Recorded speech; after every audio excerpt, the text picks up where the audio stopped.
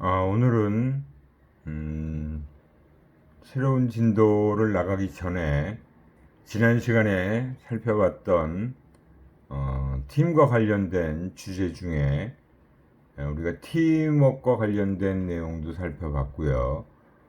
그 다음에 팀 의사결정, 팀 의사소통과 관련된 내용을 쭉 살펴봤는데, 그와 관련된 동영상을 하나 보고 다음 진도를 넘어가도록 하겠습니다. 그렇게 길지 않은 내용이니까 한번 쭉 보시고요.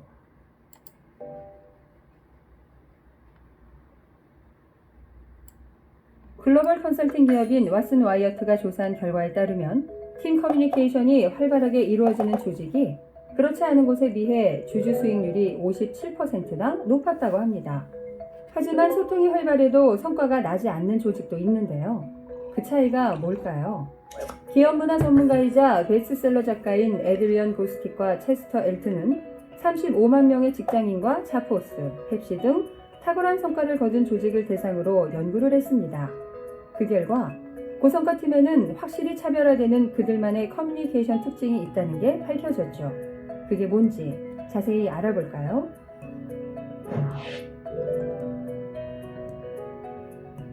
첫째, 고성과 팀의 커뮤니케이션은 굉장히 스피디합니다. 대개 팀원들의 업무는 서로 연결되어 있는 경우가 많은데요. 이런 상황에서 만약 한 팀원이 동료의 요청에 즉시 답을 해주지 않는다면 어떻게 될까요? 회신을 받지 못한 팀원의 업무가 지체될 것이고, 이는 연쇄적 반응을 일으켜 결국 팀 전체의 업무 속도까지 더뎌지는 상황이 발생할 텐데요. 이렇게 되면 서로를 비난하게 되어 팀 분위기는 물론 성과에도 나쁜 영향을 미칠 수밖에 없겠죠. 이에 고성과 팀은 팀원들의 요청에 즉시 답을 주는 것을 절대 원칙으로 삼습니다. 받은 편지함과 별도로 팀 전용 폴더를 만들고, 심지어는 팀원들의 전화, 이메일 등에 특별한 효과음을 입력해두기도 하는데요. 수많은 연락 속에서 팀원들이 보낸 것만은 곧바로 알아챌 수 있도록 하기 위해서죠. 미국의 와인 유통회사 서던 와인 앤 스피릿의 커뮤니케이션에서도 이런 스피드를 찾아볼 수 있는데요. 이 회사의 영업사원들은 미국 각지에 흩어져 일하고 있지만, 동료가 전화를 걸어오면 열을 제쳐두고 일을 먼저 받는 것을 원칙으로 삼고 있죠. 둘째, 고성과 팀은 서로의 업무에 대해 끊임없이 체크온하는 커뮤니케이션을 합니다. 사실 대부분의 직원들은 자기 일 하나 챙기기에도 하루가 빠듯하다고 느끼는데요. 그래서 다른 팀원이 지금 어떤 일을 하고 있는지, 어려움은 없는지 등에는 관심을 쏟을 여유가 없죠. 이러니 누군가가 팀이 어떻게 돌아가는지 물어보기라도 하면 전 잘 모르겠는데요 라는 대답을 하기 일쑤죠. 하지만 고성과 팀은 다릅니다. 그들은 끊임없는 커뮤니케이션을 통해 팀 전체, 그리고 팀원 개개인의 목표와 업무 진행 상황 등을 늘 공유하죠. 이렇게 되면 팀원들은 서로의 상황을 잘 알고 있으니 자연스럽게 조금씩 배려하며 업무의 효율성을 높일 수 있는데요. 예를 들어 누군가 최근 너무 많은 업무에 치이고 있어 힘들어한다면, 새로 생기는 일은 다른 팀원들이 스스로 나서서 조금씩 더 분담해 처리하는 식이죠. 이를 위해서는 가령 온라인상에 업무 공유 캘린더를 만들어 볼 수 있을 텐데요. 그러면 서로의 일정이 한눈에 나타나기 때문에 팀원 전체의 업무가 하나의 그림으로 머리에 그려질 수 있겠죠. 셋째, 고성과 팀은 헬프를 외치고 도움을 주고받는 커뮤니케이션에 주저함이 없습니다. 그저 그런 실적을 올리는 팀을 보면 팀이라고 모여 앉아 있기는 한데 다들 개인 플레이를 하기 바쁩니다. 잘 안 풀리는 문제가 있어도 남들한테 도움을 청하면 모자란 사람 같아 보일까봐 어떻게든 혼자 힘으로 처리하려고 끙끙대는 경우도 많죠. 하지만 고성과 팀은 다릅니다. 그들은 더 나은 결과물을 위해서라면 서슴지 않고 동료들에게 도움을 구하는데요. 이렇게 다양한 사람의 의견을 듣고 일을 진행하니 집단 지성의 힘이 제대로 발휘되는 것은 두말할 것도 없겠죠. 미국의 온라인 신발 판매 업체 자포스에서도 이런 커뮤니케이션 특징을 찾을 수 있는데요. 이 회사는 신입 직원들에게 혼자서 감당하기 어려운 업무를 일부러 막 던져줍니다. 이들이 다른 사람들에게 도움을 청할 수밖에 없게 만드는 거죠. 이를 통해 입사 초기부터 다른 팀원들과 끊임없이 소통하며 의견을 구하는 일을 습관으로 만드는 겁니다.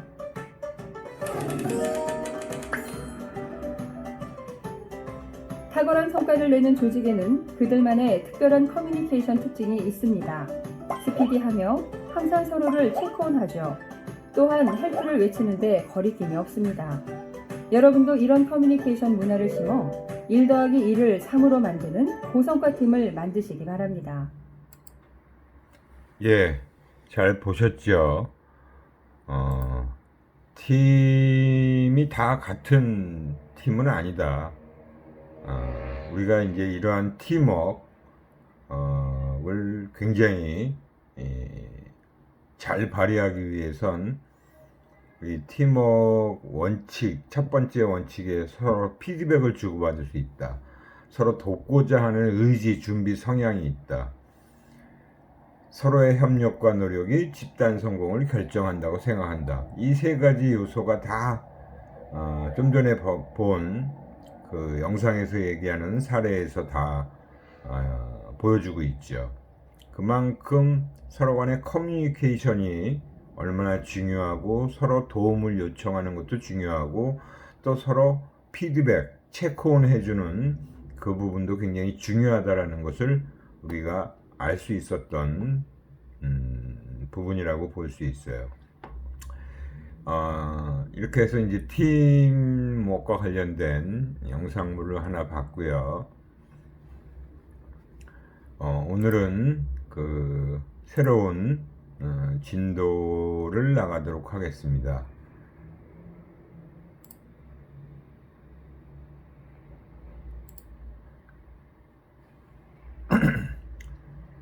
조직에 대한 태도와 행동에 대한 내용을 좀 살펴보도록 할 텐데요.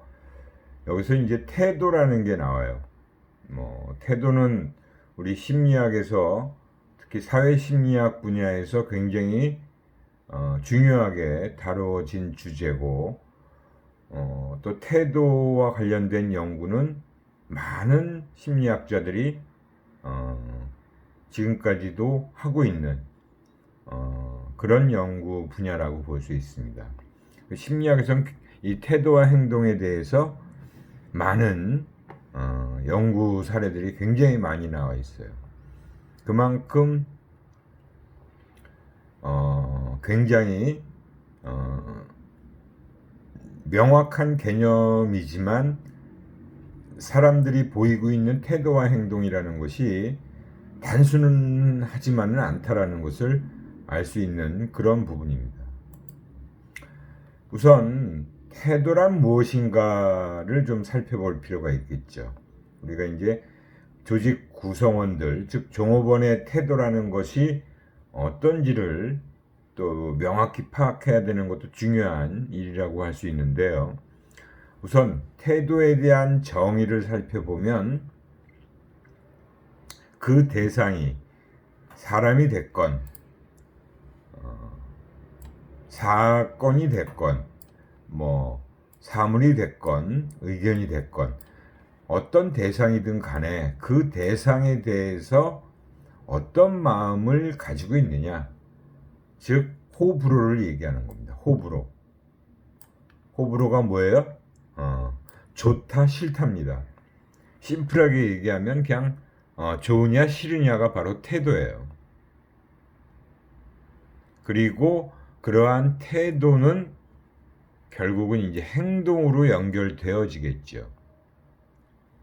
좋다라는 태도를 보이면은 접근하려고 하겠죠. 싫다, 좋지 않다라고 하면 그 대상으로부터 멀어지려고 하겠죠. 그게 이제 행동으로 보여지는 겁니다. 물론 거기에는 또 성격이라는 것도 영향을 미치겠지만 일단은 태도라는 것은 어떤 대상에 대해서 가지는 좋으냐 싫으냐 하는 감정이라고 볼 수 있어요. 그래서 물론 이제 태도에 대해서도 정의를 이론론, 삼원론 이렇게 얘기하는 또 경우도 있는데 여기서 태도에 대한 부분을 그렇게 우리가 깊숙이 파고들기는 시간이 좀 부족하니까 일단 태도가 뭐다라는 것은 명확하게 우리가 알고 넘어가자는 거죠. 이 태도에는 사실은 앞에서 얘기한 태도의 정의를 이론론으로만 주장할 경우에는 그냥 감정만 가지고 태도라고 하자라고 하는 건데, 이 태도에는 이 세 가지 요소가 다 복합적으로 연결되어 있습니다.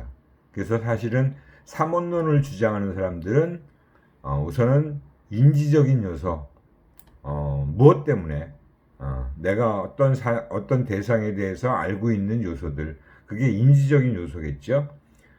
그래서 나는 그게 좋아 라고 하면 그건 감정적인 요소예요.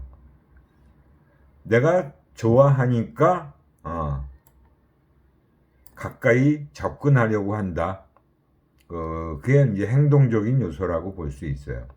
그렇게 해서 이렇게 순차적으로 뭐뭐 때문에 좋다 싫다가 결정되면 그 좋으면 어떻게 행동하고 싫으면 어떻게 행동한다는 게 연결되어지는 부분으로 보는 게 삼원론의 주장인데, 최근 들어서는 그래도 태도라는 것은 감정만 띄워놓고 보자, 그 감정적인 요소만을 가지고 태도라고 하자라는 주장이 더 강해지고 있고, 그게 이제 태도라고 얘기를 하는 부분입니다. 그래서 이제 우리가 정리해 보면 모든 대상들과 상황들에 대한 개인의 반응에 직접적이거나 역동적인 영향을 주는 정신적, 신경적 준비 상태를 태도라고 한다. 그리고 그 태도에는 이렇게 한 4가지 정도의 특징을 보이고 있다. 인지적, 감정적, 행동적 요소로 구성되어 있다. 앞서 설명드린 그 내용이겠죠. 그리고 태도는 또 학습된다. 연합 또는 강화, 모방, 이 학습의 3가지 원리에 의해서 다 태도가 형성되게 돼 있다라는 부분을 얘기해 주는 거고요. 관련된 태도들은 서로 일관성을 유지하려고 한다. 서로 일관된 패턴을 보여준다는 거죠. 그 관련되어 있는데 뭐는 좋고 뭐는 싫고 이렇게 들쭉날쭉하지는 않다라는 거예요.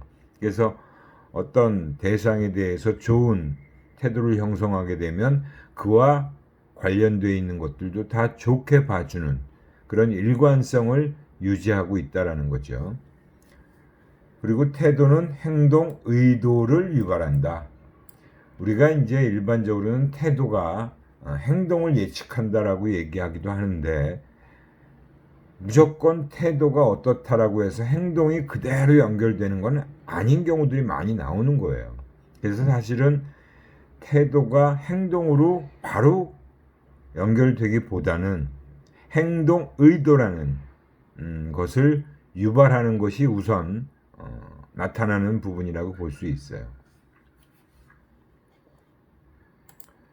그래서 모든 상황에서의 인간의 동기에 영향을 미침으로써 행동에 영향을 미친다.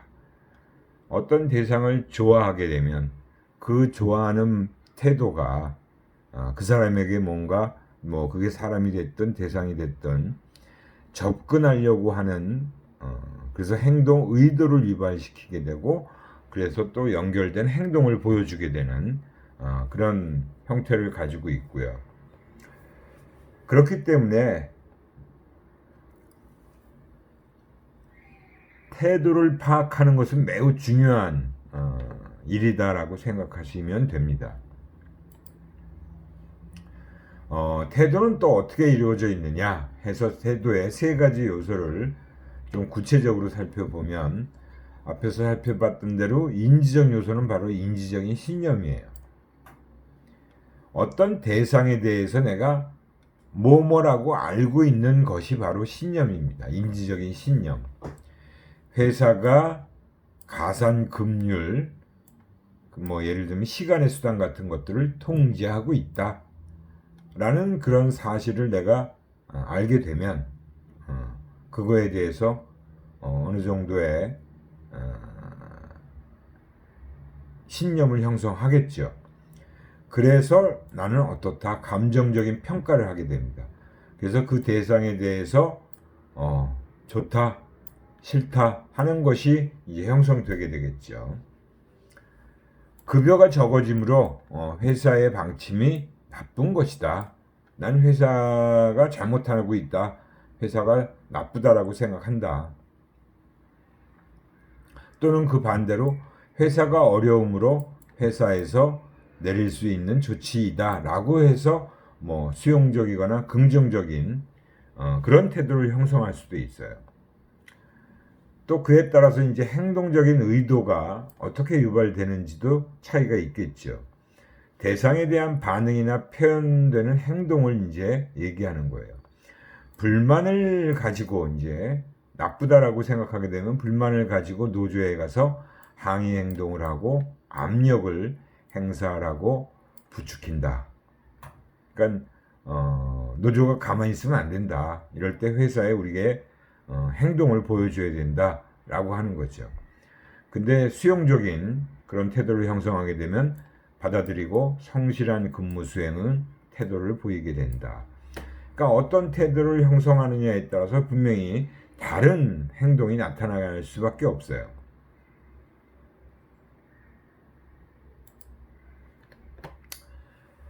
그래서 태도의 형성에 영향을 미치는 그런 요인들을 크게 몇 가지로 이렇게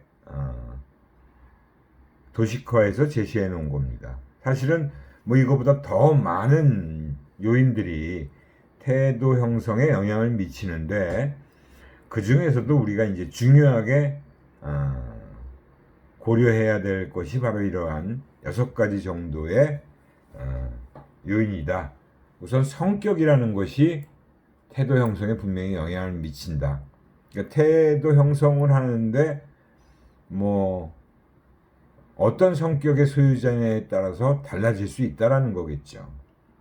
그 다음에 조직도 영향을 미치겠죠. 당연히 태도 형성을 하는데 가정도 영향을 미칠 거예요. 그러니까 어떤 대상에 대해서 그 가정 내에 뭐 아버지나 어머니가 어떤 또 생각을 갖고 있느냐에 따라서 집안 분위기가 어떠냐에 따라서 당연히 달라질 수 있는 겁니다. 그리고 집단, 내가 속해 있는 또 다른 집단이 있겠죠. 그 속해 있는 집단의 구성원들의 또 생각, 그리고 또 사회라는 것은 더 큰 단위의 어떻게 보면 그 사회적 분위기, 뭐 그런 것들을 얘기하겠죠. 그리고 학습을 어떻게 하느냐, 어떻게 학습되어졌느냐에 따라서 태도도 다르게 형성되어질 수 있다라는 거죠. 그래서 이러한 그 여러 가지 요인들이 태도를 형성하는데 영향을 미치고 있다라고 보시면 돼요. 아마 여러분들도 지금까지 쭉 살아오면서 그죠? 여러분들은 뭐 한 20년 조금 넘게 살아왔다라고 볼 수 있는데 내 지금 어떤 대상에 대한 내 태도를 가만히 보면 어떤 대상에 대해서 내가 좋은 태도를 형성하고 있거나 또는 나쁜 태도를 형성하고 있는 거에 영향을 미친 요소들이 이런 것들 중에 분명히 하나가 될 수도 있고 뭐 두세 가지가 영향을 미쳤을 수도 있죠. 어찌됐든 태도가 형성된다라는 것은 그 대상에 대해서 좋다 싫다가 어느 정도 결정되어진다라고 보시면 됩니다.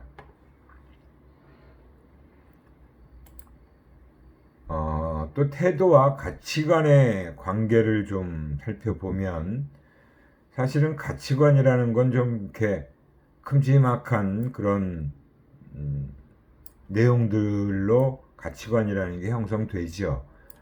뭐 어떤 가치관을 갖고 있느냐 그런 얘기들을 많이 하고 있잖아요. 나는 돈보다 뭐 내가 자부심을 가질 수 있는 그런 회사에 들어가고 싶다. 월급 많이 주는 것보다. 그거는 이제 돈보다는 오히려 뭐 자기 그 실현 이런 거에 더 가치관을 가지고 있다라는 거고. 하여튼 뭐 그런 식으로 해서 이 가치관이라는 것이 어떻게 형성되어 있느냐에 따라서 거기에 따르는 태도가 또 다양하게 형성되어질 수 있는 거예요. 그죠? 어떤 태도는 또 이렇게 A나 B의 가치관이 어떻게 형성되느냐에 다 영향을 받을 수 있고, 뭐, 한 가지 가치관에 의해서도 형성되어진 태도도 있을 수 있고, 이런 식으로 이 가치관과 태도는 또 굉장히 밀접하게 관련돼 있다라고 보시면 됩니다. 그러니까 여러분들도 어떤 가치관을 내가 갖고 있느냐에 따라서 여러 가지 다양한 태도가 형성된다라고 보시면 되는 거죠.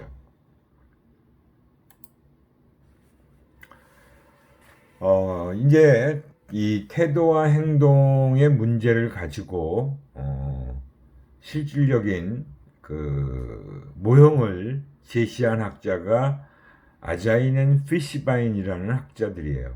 이 사회심리학에서 이미 이 태도 형성 모델을 제시한 심리학자들이죠.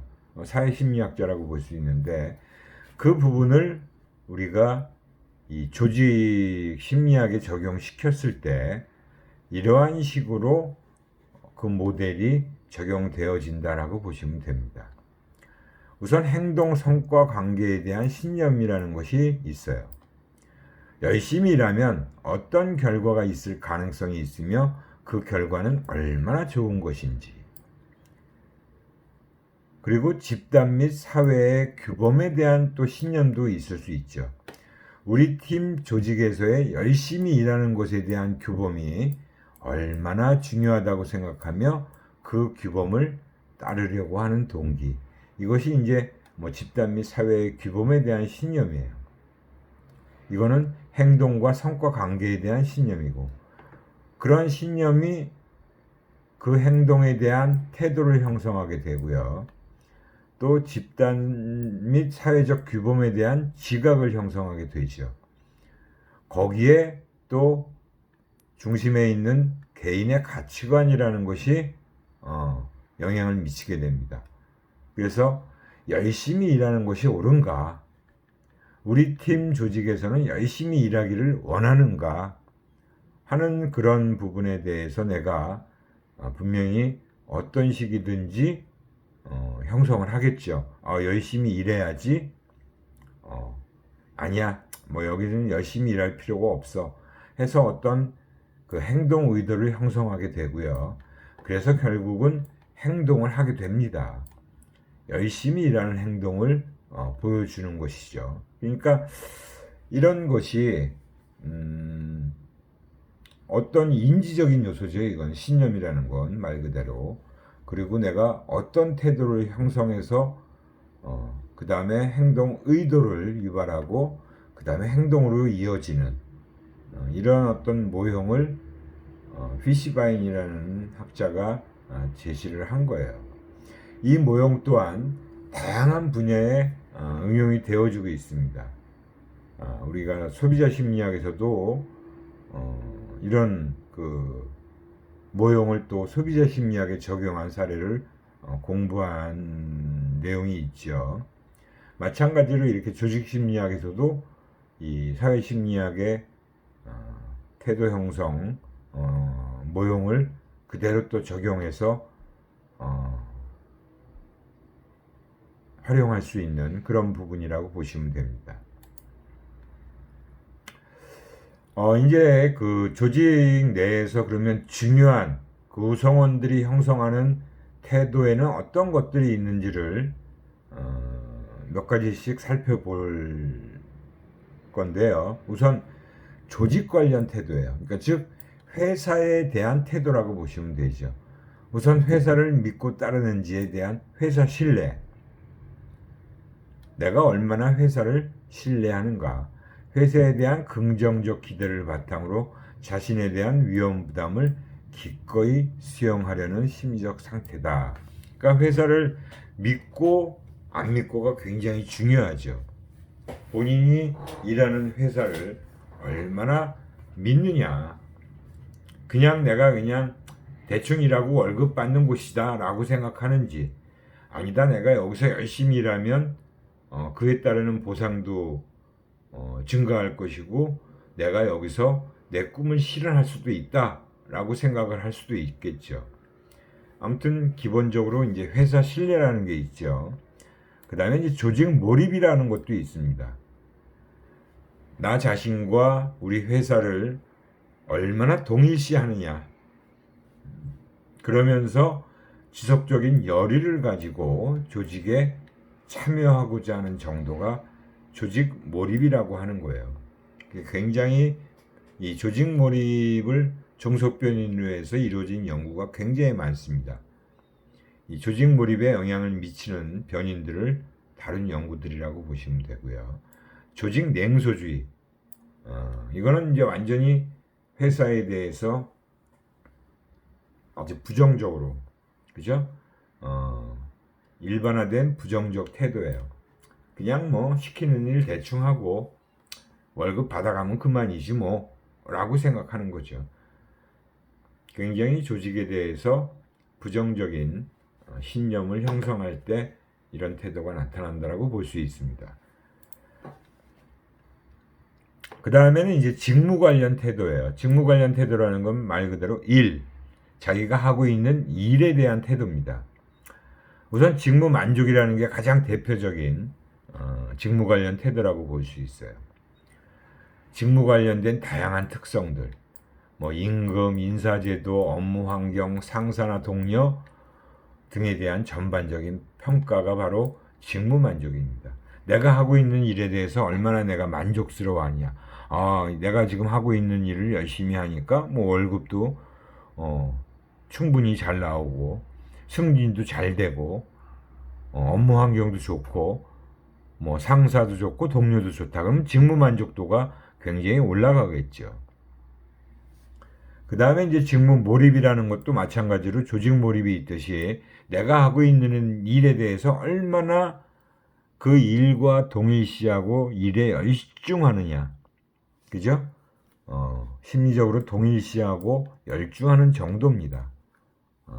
그 일에 얼마나 내가 열심히 빠져 있느냐라고 하는 관여도라고도 볼 수 있죠. 그 다음에 직무 동기예요. 그 일의 성과를 높이기 위해서 내 자원들을 얼마나 많이 기꺼이 사용하려고 하느냐. 내가 진짜 있는 거 없는 거 모두 쏟아 부을 수 있느냐. 이 직무 동기죠. 그죠? 그게 중요한 직무 관련 태도고요. 그리고 최근에 이거는 어떻게 보면 우리나라의 연구자가 새로 발견한 태도입니다. 일 가치감이라고 하는 개념인데요. 내가 하고 있는 일과 자기 자신의 가치에 대한 평가 및 이로 인한 긍정적 정서를 경험하는 정도를 가지고 일 가치감이다라고 정의를 내리는 부분이라고 볼 수 있습니다. 그래서 이러한 직무 관련 태도들도 여러 가지가 있고, 그 다음에 대인 관련 태도라는 건 뭐예요? 내가 다니는 회사에 내 주변에 있는 상사나 그 팀 동료에 대한 신뢰, 상사 신뢰, 동료 신뢰, 이게 또 대인 관련 태도라고 하는 겁니다. 그래서 상사나 동료의 의도에 대한 긍정적 기대를 바탕으로 자신에 대한 위험 부담을 기꺼이 수용하려는 심리적 상태다. 마찬가지로 앞에서 우리가 그 직무 만족이나 이런 것들 얘기할 때도 역시 긍정적 기대를 바탕으로 자신에 대한 위험 부담. 내가 우리 이런 상사라면 내가 좋아하는 타입의 상사다. 그러면 열심히 일하겠죠. 그죠? 그 다음에 자기 셀프 관련 태도는 우리가 자주 언급하는 자기 효능감이라고 하는 게 있어요. 자신에게 주어진 일이나 성과 목표를 달성할 수 있다는 자신의 능력에 대한 믿음입니다. 그래서 이거는 뭐 제가 늘상 얘기하지만 단순한 자신감과는 좀 차이가 있어요. 자신감이라는 건 막연하게 그냥 무조건 잘할 수 있다. 나는 할 수 있어. I can do 라고 얘기하는 게 자신감이라고 한다면, 이거는 정말 내가 하는 일이나 성과 목표를 달성할 수 있다는 자신의 능력, 내가 그런 능력을 가지고 있어 하는 그런 믿음이에요. 그게 바로 자기 효능감이라고 하는 겁니다. 조직에서는 매우 중요하게 많은 기업들이 그런 인성검사할 때 자기 효능감 척도가 거의 다 포함된다라고 보시면 돼요. 자존감이라고 하는 건 자신이 유능하다고 가치 있는 존재라는 느낌이 바로 자존감이에요. 유능하고 가치 있는 존재. 나는 정말 쓸만해. 나는 정말 능력도 갖추고 있고, 나는 가치 있는 사람이야. 이런 걸 스스로가 느낄 수 있는 그런 부분이죠. 이게 바로 이제 자기 관련된 태도라고 할 수 있습니다.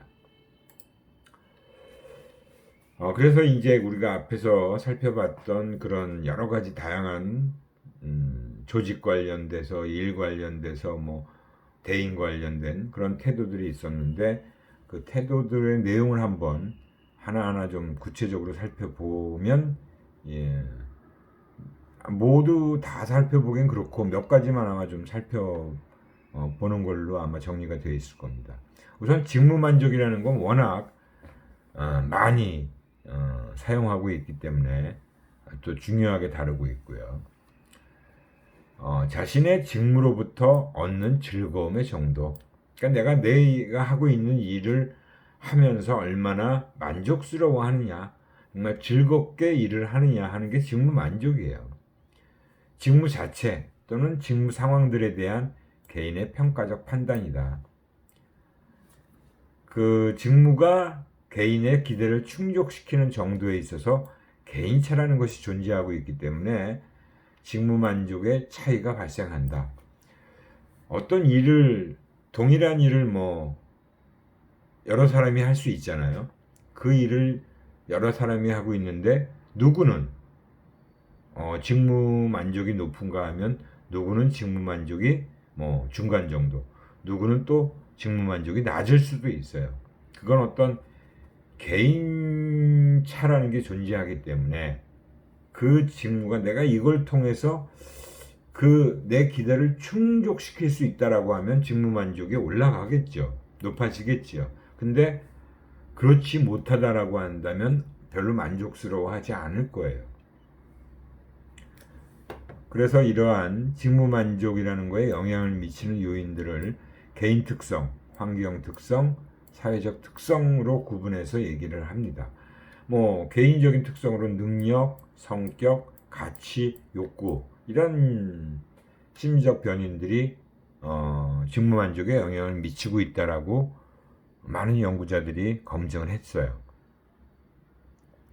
그리고 이제 환경 특성이라는 건 그 일 자체, 직무 자체, 그리고 그 일을 하는데 어떤 조건에서 하느냐, 물리적 작업 조건, 뭐 그 일을 하고 있는 장소가 사무실이든 뭐 공장이든 그 일하는 환경 자체가 굉장히 좋으면 뭐 만족도가 올라가겠죠. 거기다가 이제 그 일을 하면서 받는 임금, 그 다음에 이 일이 내가 몇 년 계속 앞으로도 계속적으로 할 수 있느냐, 아니면 뭐 몇 년 하다가 사라질 일이냐, 이게 직무 안정성이잖아요. 그것도 당연히 직무 만족에 영향을 미칠 수밖에 없고요. 뭐 제도나 정책, 역할 이런 것들이 영향 요인이라고 할 수 있는 겁니다. 사회적 특성이라는 건 바로 이제 대인 관계에 다 관련된 부분이겠죠. 그 일을 하면서 부딪히게 되는 상사, 그다음 동료들, 아니면 부하들, 조직 내 타인들과의 관계가 좋게 원만하게 형성되면 그 직무 만족은 늘어날 거예요. 증가할 거고, 그렇지 못하면 직무 만족도 감소하게 됩니다. 제 경우도 예전에 제가 광고 대행사를 다닐 때나 아니면 뭐 일반 기업을 다닐 때도 저는 항상 뭐 여러 직장을 다녀봤지만 제가 그 직장에 나가면서 뭐 조직이든 아니면 그 직무든 우선 저는 같이 일하는 사람들이 정말 좋아야 된다고 생각했고 내가 회사 나가는 것이 즐겁게 느껴져야지 모든 게 다 좋아집니다. 저는 항상 기본적인 건 바로 일하면서 즐거워야 돼요. 같이 일하는 사람들하고도 손발이 잘 맞아서 즐겁고 뭐 그 회사의 분위기도 일하는데 적합한 그런 환경을 제공해주고 뭐 월급도 뭐 적당하게 나오고 뭐 이런 것들이 굉장히 다 직무 만족도에 영향을 미치는 그런 중요한 변인이라고 볼 수 있는데 저는 그 중에서도 그런 사회적 특성, 같이 일하는 사람 그리고 그 사람들과 얼마나 죽이 잘 맞느냐 하는 게 되게 직무 만족에 가장 영향을 많이 미쳤다라고 볼 수 있어요. 뭐 직무 만족이라는 건 또 뭘 가지고 측정하느냐? 뭐 여러 연구자들이 뭐 이 90년에 바질러나 스미스, 크라비치라는 학자들이 직무 기술 지표라는 거를 Job Descriptive Index (JDI라고) 하는 지표를 개발했고 또 와이즈 등 여러 학자들이 67년도에 미네소타 만족 설문지라는 거, 미네소타 Satisfaction Questionnaires(라는 거를 또 만들어냈고요. 그래서 MSQ라고 하고 또 헤크만과 올드햄이라는 사람이 그 74년도에 직무 진단 조사라는 또 항목들을 개발한 거예요. Job Diagnostic Survey라고 해서 JDS다라고 이런 직무 만족을 측정할 수 있는 척도라고 볼 수 있죠. 뭐 JDI 같은 거에 한 예로서 이런 것들을 측정한다라고 뭐 작업이면 뭐 얼마나 재밌는지 어떤 작업이 바로 판에 박혀 있는 건지 아니면 도전할 만한 일인지 성취감을 주는지 즐거운지 그다음에 승진 능력에 따라 승진하는지 승진 가능성이 없는지 동료들 매우 열심히 일한다 지나치게 잡담을 한다 뭐 감독 봉급 이런 걸로 더 측정을 하는 거예요. 그래서 여기 보면 뭐 그 특정한 측면들을 잘 설명하면 문항의 앞쪽 빈칸에 예라고 쓰고 만약 그 문항의 직무를 잘 설명하지 못한다면 앞칸에 아니오라고 써 놓으시는 거고요. 결정하기 곤란하면 앞이 빈칸에 퀘스천 마크를 물음표를 붙이라는 얘기죠. 그만큼 어떤 내용이 정말 그 일과 뭐 그 여기 있는 몇 가지 그런 제시된 그 기준에 부합하는지 아니 맞지 않는지를 예 아니오로 응답을 하는 거였습니다. 그 다음에 JDS라는 직무 진단 조사는 전반적 만족을 재고요. 그 다음에 직무 안정성, 임금 보상, 그 다음에 사회성, 이건 대인관계와 관련된 거겠죠. 뭐 상사, 이런 그 하위 요인들별로 문항들이 또 다 여러 개 포함되어 있습니다. 여기에 이제 나와 있는 신뢰도라는 것은 이 문항들이 얼마나 일관되게 측정되어지고 있는지를 보여주는 거예요.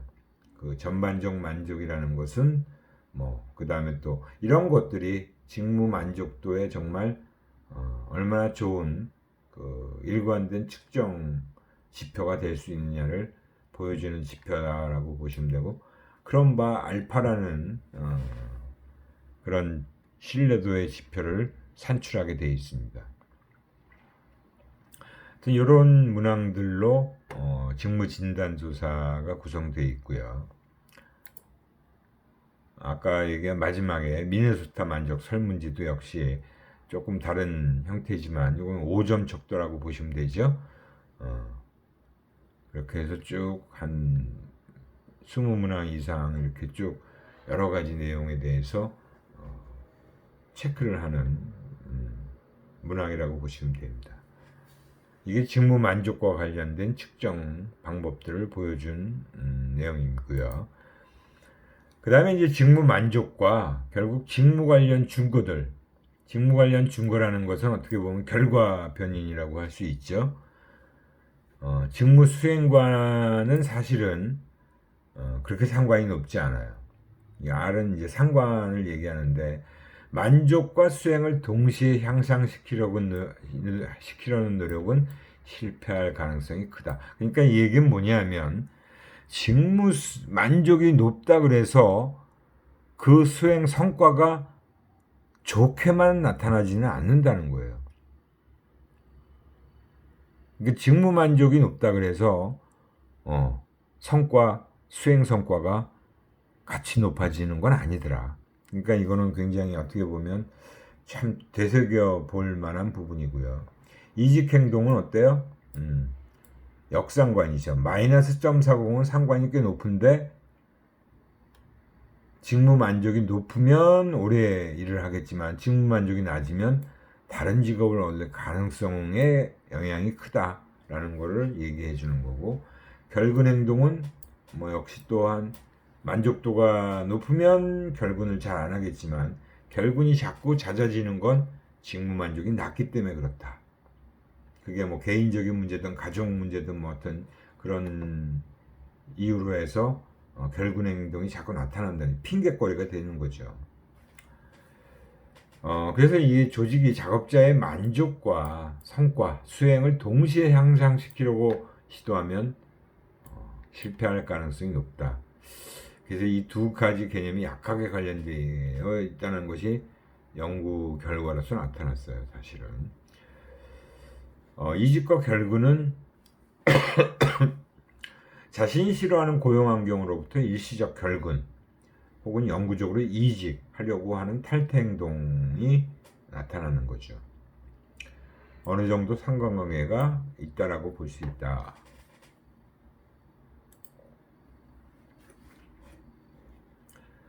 다음에는 직무 몰입이나 직무 관여라고 하는 그 변인이에요. 직무 몰입이라는 것은 내 일에 대해서 동일시하고 열중하는 정도다. 일체감을 가지고 동일시하고 자아상에서 자신의 일이 차지하는 중요도. 나는 내 일에 정말 많은 부분을 쏟고 이건 나와 거의 동일시하는 게 크다라고 한다면 직무 몰입이 굉장히 높은 거죠. 그래서 그런 직무 몰입에 영향을 미치는 것들은 개인적 특성, 상황적 특성, 일의 결과 특성이라고 하는 것들입니다. 우선 개인적 특성이라는 것은 뭐 성별, 교육 수준, 연령 이런 것들이고, 심리적 특성은 일에 대한 태도, 가치관, 욕구 이런 것들, 이 수준에 따라서 또 직무 몰입이 다르게 나타날 수 있다는 거예요. 그리고 상황적 특성에선 직무 상황, 내가 일을 하고 있는 그 상황, 주변 환경을 얘기하겠죠. 일의 유의미성 지각이에요. 이건 내가 하고 있는 일은 정말 이건 의미 있는 일이야, 중요한 일이야 라고 생각하는 지각, 내가 어떻게 생각하느냐가 중요한 거죠. 그 다음에 직무 외적 상황, 뭐 가족 특성이나 사회적 특성을 얘기합니다. 그 다음에 이제 일의 결과 특성은 지각된 역할 행동, 그 다음에 지각된 성과, 일한 결과로 인해서 내가 이런 중요한 역할을 하고 있어라고 그렇게 생각하는 거하고, 정말 내가 큰 일을 해냈어, 그리고 그 일을 해내고 나니까 보상도 많이 주어지는구나 라고 이제 지각을 해야겠죠. 이런 것들이 내가 일에 몰입하는데 분명히 영향을 미치는 거예요. 그러면 내가 일에 몰두할 수가 있는 거죠.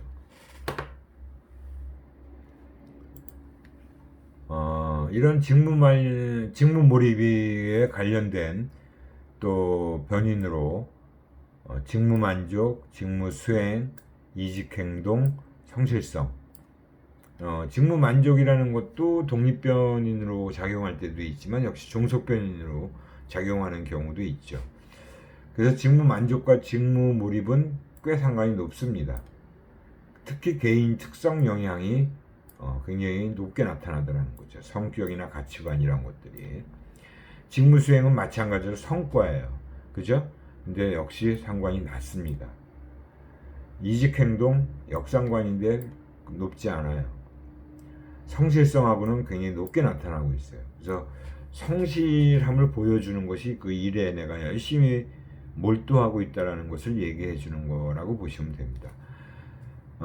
저는 뭐 예전에 리서치 회사 다닐 때나 그 다음에 광고회사 다닐 때 굉장히 일에 몰입도가 높았어요. 직무 몰입이. 저는 뭐 내가 하고 있는 일에 대해서는 그만큼 내가 좋아하는 일이고 그 일을 할 수 있는 그런 여러 가지 여건도 좋고 환경도 좋고 뭐 회사에 대한 만족도도 높고 하여튼 뭐 여러 가지가 다 좋았기 때문에 저는 직무 몰입이라는 것도 굉장히 높았던 그런 기억이 나네요. 그래서 이런 것들이 역시 관련된 변이라고 할 수 있고요. 직무 관여가 사람들의 일에 대한 태도나 일에 대한 접근 방식과는 관련이 높지만 역시 직무 수행과는 관련이 낮다라고 보고가 됐다라는 거예요. 그러니까 이 수행 성과라는 것은 앞에서 우리가 직무 만족이라는 것도 성과하고는 반드시 상관되어 있지 않다라고 그랬고 직무 몰입도 마찬가지라고 보시면 됩니다. 직무 몰입 척도 해서 직무 몰입을 측정하는 그런 척도라고 보시면 돼요. 그래서 직무 관여 척도라는 게 있고 직무 몰입 척도라는 게 있습니다. 뭐 이 내용을 쭉 읽어보시면 뭐 항목 문항들의 내용은 다 우리가 쉽게 이해할 수 있는 내용들이죠.